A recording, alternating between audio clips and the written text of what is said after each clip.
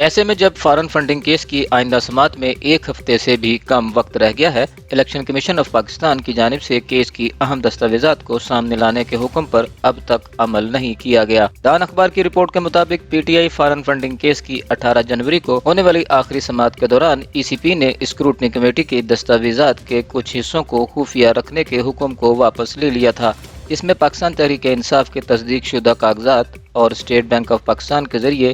حاصل کردہ bank statements شامل تھی۔ 20 جنوری کو درخواست گزار اور پی ٹی آئی کے بانی رکن اکبر ایس بابر کی جانب سے ای سی پی ڈپٹی ڈائریکٹر لا کو باقاعدہ ایک تحریری درخواست دی گئی تھی، جس میں اسکروٹنی کمیٹی کی رپورٹ کے تمام حصوں تک رسائی طلب کی گئی تھی۔ درخواست میں تمام دستاویزات کی جلد از جلد فراہمی کی اپیل کی گئی تھی تاکہ درخواست گزار کے وکیل 1 فروری کو ہونے والی اگلی سماعت پر ای سی پی کی معاونت کر سکیں۔ درخواست گزار اکبر ایس بابر نے تصدیق کی ہے کہ انہوں نے رپورٹ کے خفیہ حصے سمیت مکمل رپورٹ تک رسائی حاصل کرنے کے لیے درخواست دی تھی، تاہم انہوں نے کہا کہ انہیں اب تک دستاویزات فراہم نہیں کی گئیں۔ ایس سی سی پی کے ڈائریکٹر جنرل لا محمد ارشد، جو اسکروٹنی کمیٹی کے سربراہ بھی ہیں، اس معاملے پر تبصرے کے لیے دستیاب نہیں تھے۔ رپورٹ کو خفیہ رکھنے کے معاملے کا فیصلہ 18 جنوری کو اس وقت ہو گیا تھا جب ای سی پی نے فیصلہ دیا تھا کہ اسکروٹنی کمیٹی کی رپورٹ کا کوئی حصہ خفیہ نہیں رکھا جائے گا۔ بانی رکن اور کیس کے درخواست گزار اکبر ایس بابر کو دستاویزات فراہم کرنے پر پی ٹی آئی کے اعتراضات کے بعد ای سی پی اسکروٹنی کمیٹی نے ریکارڈ کو خفیہ رکھنے کا فیصلہ دیا تھا۔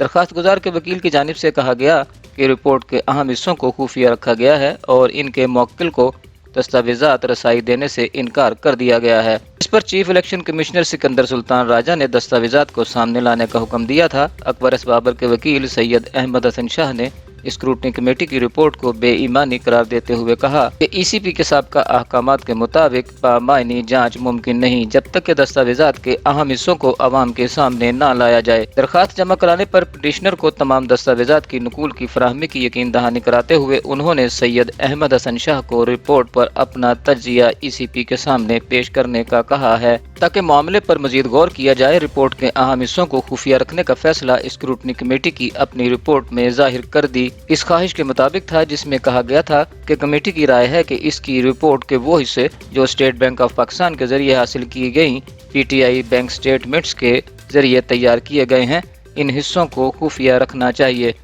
اور عوام کے لیے جاری نہیں کرنا چاہیے۔ کمیٹی نے اپنی رپورٹ میں مزید کہا تھا کہ رپورٹ کا جو حصہ درخواست گزار اور مدعا علیہ کی جانب سے فراہم کردہ دستاویزات سے حاصل کردہ ہے اس کو پبلک کر دیا جائے، جبکہ وہ ڈیٹا جو کمیٹی نے اسٹیٹ بینک آف پاکستان سے خود حاصل کیا ہے رپورٹ کے اس حصے کو خفیہ رکھا جائے۔ اس سے بینک اکاؤنٹس اور بینکنگ انفارمیشن کے رازداری قوانین، قاعدوں اور طریقوں کی خلاف ورزی نہیں ہوگی۔